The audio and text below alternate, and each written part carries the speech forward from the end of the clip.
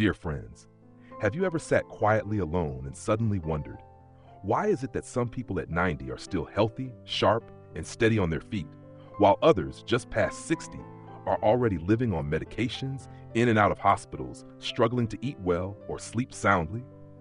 When I was younger, I used to think health was a matter of luck, a fate written by the heavens. But the older I get, the more I realize good health isn't about chance, and it doesn't come from far-off, expensive remedies. It begins with the simplest, most ordinary things, done consistently, every single day, the very things most of us tend to overlook. No need for rare medicines, no need for advanced machines, no need for anyone's help. All it takes is a few minutes each day to truly listen to your body, gently care for the parts that seem unimportant but actually play a vital role in your well-being and longevity. Like a patient gardener watering each plant one by one, someone who knows how to care for their body needs only this: quiet persistence and sincere attention. I've met elderly men and women in poor rural villages who live simply, eat modestly, have no supplements or regular checkups, yet somehow remain vibrant and full of life. They don't speak in complex medical terms, just a soft-spoken truth. Each day I try to take care of myself a little, rub here, press there, get the blood flowing. It sounds simple, but it's exactly these seemingly small acts that keep their bodies limber, their minds sharp, their hearts at peace, and their spirits light. So I began to learn and explore, and I came to a realization: our bodies truly do have what some call life switches, points that when touched just right can trigger the body's natural healing, reset its balance, and help it recover from the chaos that aging brings. And it all starts with one small habit: just 5 minutes a day. You don't have to change your entire lifestyle. You don't need to push yourself. Just 5 minutes, a few quiet minutes to be present with your body, to listen, to gently care for it, and to guide it back to its natural state of health, peace, and vitality. And this quiet miracle, my friends, begins in a place so familiar we often ignore it: the nape of the neck, that little spot just behind our heads, the bridge between body and brain, the gateway to clarity, alertness, and inner calm. The ancients called it Nok Chum Kwan, a poetic name, yes, but behind it lies a deep understanding of the human body. The nape is where yang energy gathers, and it's also where blood from the heart must pass to reach the brain. If this area gets blocked, circulation suffers, and before long we start to feel heavy-headed, blurred in vision, mentally scattered, and quietly invaded by insomnia, dizziness, and fatigue. I remember well the time I took my health for granted. My head ached constantly. I never slept soundly. Each morning, I felt like I was waking from a foggy dream, my mind blank, unsure what day it was or what I meant to do. I went to clinics, saw doctors, took the pills. The meds helped for a while, but stopped taking them, and it all came back. Then one day, at a community meeting for seniors in my village, I saw a gentleman nearly 20 years older than me stand up and speak with a clear, strong voice. His steps were firm and sure. I was curious. After the meeting, I went up to ask him his secret. He simply smiled and said, "Nothing special. Just every morning, I take 2 minutes to rub the back of my neck, breathe deeply, and press the spot right below my hairline, the one the ancients called feng qi. I've done it every day for more than 10 years, never missed a single one." I listened, half believing, half skeptical. But then I thought, why not give it a try? There's nothing to lose. So the next morning, before the sun had fully risen, I sat on the porch, leaned my back against the wall, cupped my hands, and gently rubbed the nape of my neck. At first, I was just following instructions. But then, I started to feel something strange, like a warm current rising from the nape to the top of my head, light yet deep, as if my blood vessels were slowly waking up. I tried pressing the feng qi point, the spot just below the hairline on either side of the nape. At first, it was a bit sharp, even painful, but after just a few days, it felt like a dull weight had been lifted. And so I kept at it. 1 week, then 2. Before long, I was sleeping soundly again. No more dizziness when standing up, no more feeling lost in the middle of my own thoughts. What surprised me most was my memory. It felt like it had been restored. Names, events, small forgotten details, they all came back, as if someone had wiped the dust off a mirror that hadn't been touched in years. That's when I truly understood something. Aging itself isn't what's scary. It's losing our clarity, our mental light. And to keep that light shining, blood must reach the brain. And for the blood to get there, the gate it passes through is the nape of the neck, a place so often ignored, yet quietly guarding the whole internal system. One time, my grandson, a medical intern in the city, came home for a visit. He saw me rubbing the back of my neck and asked, surprised, "What are you doing, Grandpa?" I smiled, rubbed another circle, and said, "I'm holding the key to a long life, my boy." He laughed, but after listening to my explanation and feeling the back of my neck, he nodded thoughtfully. There are a lot of important nerves and blood vessels here. If this area stays too tight or gets blocked, it can definitely cause trouble. That's when I realized, taking care of your health doesn't have to be complicated. Sometimes just touching the right place with love for yourself and daily patience can bring about the kind of miracle that feels like a well-earned reward. Every morning when the first sunlight glances across the porch roof, I begin my day with a simple act, rubbing my neck, breathing deeply, exhaling slowly. It's a small thing, but in that moment, I'm telling my body, I'm still here, and I still care about you. And so the nape of the neck, this physical link between the head and body, is not just an anatomical point. It's the beginning of a journey to live with vitality, clarity, and true presence in every remaining day. And after awakening the nape, the bridge that carries blood to the brain, that feeds memory and clarity, I slowly began to turn my attention to another place, one that seems unrelated, but is actually the root of the whole body, the belly. Have you ever noticed? When we're happy, the belly feels light. When we're anxious, it tightens. When we're sad, it swells uncomfortably. The belly on the surface, just where food goes, but in truth, it holds our emotions, our health, our life force, and vitality. The old saying goes, when the belly is warm, the body is at peace. When it's cold, 100 illnesses arise. Sounds simple, but I had to live through a long spell of fatigue to truly grasp its deeper meaning. For quite a while, my belly felt like someone had stuffed it with stones. Eating didn't bring pleasure. Sleep never came easily. Breakfast tasted bland, lunch made me nauseous, and dinner was a noisy mess of bubbling discomfort like something was crawling around inside. The doctor said, just a digestive disorder, nothing serious. But that nothing serious wore me down day by day. I was exhausted, sleepless, mentally foggy, and no longer cared about village news or family chatter. One day, I attended the funeral of an elder in the community, a man who lived to 98 with barely a serious illness in his life. There, I ran into Mr. Tu, the oldest traditional healer in our village. He saw me holding my stomach, looked at me, and smiled gently. "Your problem isn't in your stomach, it's that you've forgotten about it for too long."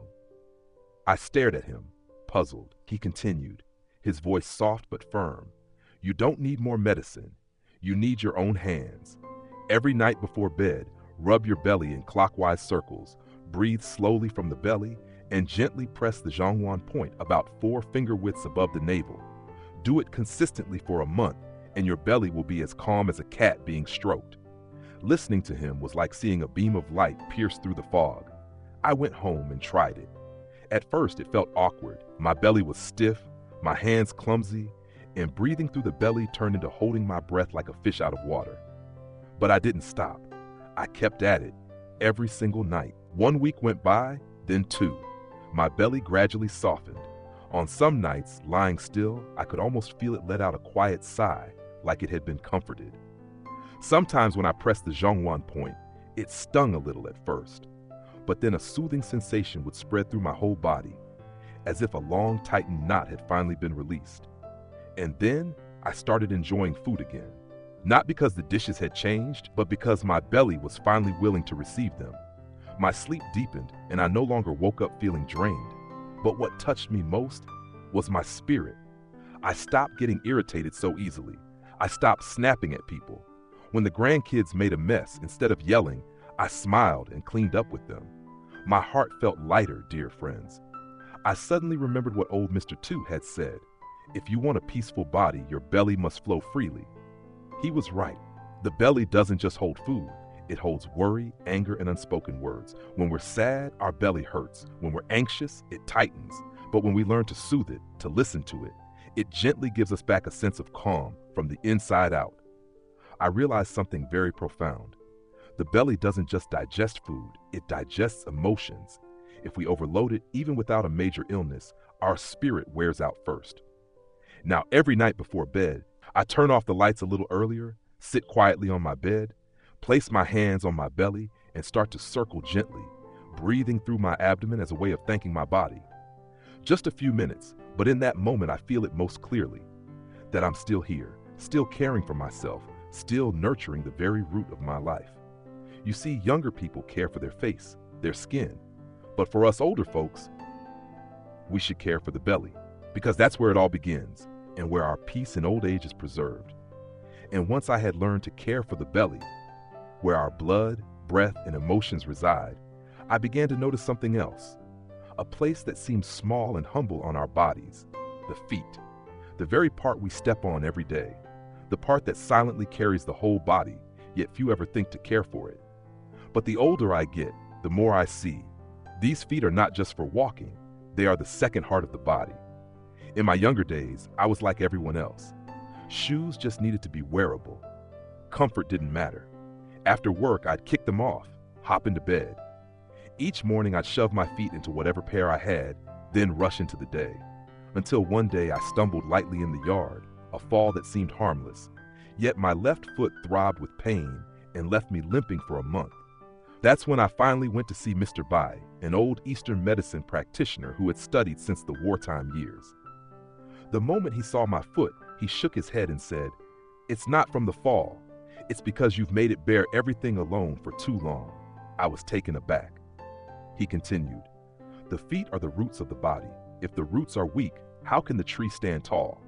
All day long, they carry you, bearing your weight from morning till night. And at night, they're not comforted. A tree without water, without care at the roots, will dry out one day." From that day forward, I changed. Every evening before bed, I would boil a pot of warm water, add a few slices of crushed ginger and some coarse salt, then soak my feet for exactly 5 minutes. The warmth would spread, opening up the blood vessels, and my whole body would feel lighter. That's when I understood. It's not that the feet hurt from walking too much, but because we've never paused to thank them. After a few days, I followed Mr. Bai's advice and started massaging the soles of my feet, especially the Yongquan point, right at the center of the sole, known as the root of vitality.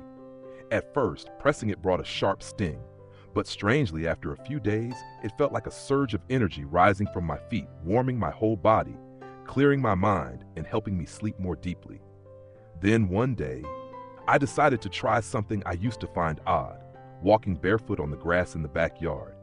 At first, it felt ticklish and cold, but after a few steps, I suddenly became aware of every blade of grass, every drop of dew touching me, reminding me that I was still alive, still able to feel the earth and sky. It turns out that when our feet touch the earth, they help our hearts reconnect with nature. And in that moment, I felt young again, not because my wrinkles faded or my hair darkened, but because my heart calmed and my soul found peace. I remembered when I was little, how my grandmother would sit beside an oil lamp each night, soaking her feet in herbal water, massaging them as she softly murmured, "Warm feet, calm belly, calm heart, sound sleep." Back then, I didn't understand. I thought she was just being meticulous. But now I know. She was quietly nurturing her second heart with love and a nightly ritual. Since then, I've passed this habit on to others in our wellness group. Some laughed, saying, "What, soaking your feet to get younger?" I just smiled gently, not to get younger, just not to fade too soon. Because I know that every evening as I sit by that pot of warm water and massage the soles of my feet, I'm listening to my body, not through a blood pressure monitor, not from a test result, but through the truest form of awareness.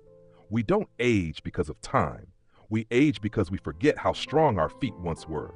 But feet, dear friends, if cared for properly, can still take us far, not just in distance, but in the journey of living well, living peacefully, and living long.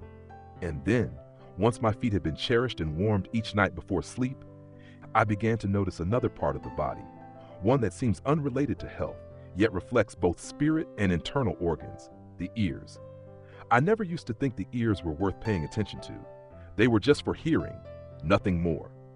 But as I grew older, I realized Our ears are not only to listen, they also receive life. They hold the subtle signs of the body. There's an old saying, bright ears, smooth skin, full earlobes, that's the sign of long life. It's not superstition. It's a deep kind of observation. In traditional Eastern medicine, the ear is considered a miniature map of the whole body. Every region of the ear connects to an internal organ, from the heart, liver, and kidneys to the central nervous system. There are over 200 pressure points on the ear, yet how many of us have ever touched them with care? For me, it all began with a sad story. After my wife passed away, our home, once filled with laughter, suddenly became strangely hollow. Many evenings, I would sit by the window, listening to the wind pass over the roof with my heart tightening. I became quiet, then forgetful. I forgot things, tasks, words, sometimes even mid-sentence I'd lose track of what I was saying. At first, I thought it was grief. Then I assumed it was just old age. But eventually I realized it was my memory crying for help. One day, I stopped by my old friend Mr. Su's house. He was sitting quietly on his porch, slowly stroking the rim of his ears, gently massaging his earlobes. I joked, "What new Qigong practice is this?" He didn't laugh. He simply said, "I'm restoring my memory." He then shared that since reading traditional medicine books, he learned that the ears are like a second brain. Each day, he lightly massages them, stroking the rim from top to bottom, pressing the kidney point just below the earlobe. No supplements, just a few minutes every morning and night. And yet his mind had become clearer and his heart less tense. I decided to try. Every morning after washing my face, I would sit quietly and use 2 fingers to rub my ears. At first it felt awkward, but soon my hands grew familiar with the motion. With each stroke, I felt a gentle warmth flow from my ears into my chest, into my head. At first, my ears turned red and hot, but then my whole body softened like it had been soothed. I kept it up every day, and every night before sleep, I gently massaged my earlobes, pressing the tiny point just beneath the ear's base. That was it. And strangely, my memory began to return. Names, street names, old song titles, they started coming back, knocking softly on my heart like old friends saying hello. I no longer forgot the kettle on the stove. No longer stood lost in the middle of the market aisle, unsure what I came to buy. My mood lifted too. I felt lighter, more forgiving, quicker to laugh, quicker to sleep. One time, my grandson saw me massaging my ears and asked, "Grandpa, what are you doing?" I smiled and said, "I'm tuning the memory radio in my head." He burst out laughing, but I knew it wasn't a joke. Every time I touch my ears, it's like I'm reconnecting with a part of life I once carelessly ignored. I remember when I was little, whenever I cried, my mother never comforted me with words. She'd just sit beside me, gently rub my ears, and whisper, "Hush now, you've got such lovely ears. Everyone loves you." I didn't understand it back then, but now I know. It was her hand, that gentle stroke. That was the deepest, most healing kind of comfort. And now I pass that same gesture on to myself, to my friends in our wellness group, and to anyone navigating old age with a restless heart. Because the ears, the softest place on the body, are deeply connected to the kidneys, the heart, and the brain. If we care for them properly, they won't just help us remember, they'll help keep our minds calm and clear. So you see, dear friends, these 4 humble parts of the body, the nape, the belly, the feet, and the ears, they aren't something mystical or far-fetched. They are 4 golden spots, 4 quiet gateways that if we're willing to listen, place our hands on them, and breathe with them each day, we'll feel our body slowly come back to life. Just 5 minutes a day. No pills, no machines, no outside help. Just patience and love for your own body. That's all it takes to live in health, to live with joy, and maybe, just maybe, to live longer. Not just longer in years, but longer in clarity, awareness, and peace. If these words have touched you, don't hesitate to share them with family and friends. Who knows? A single small act might help someone reclaim a whole chapter of healthy, vibrant life.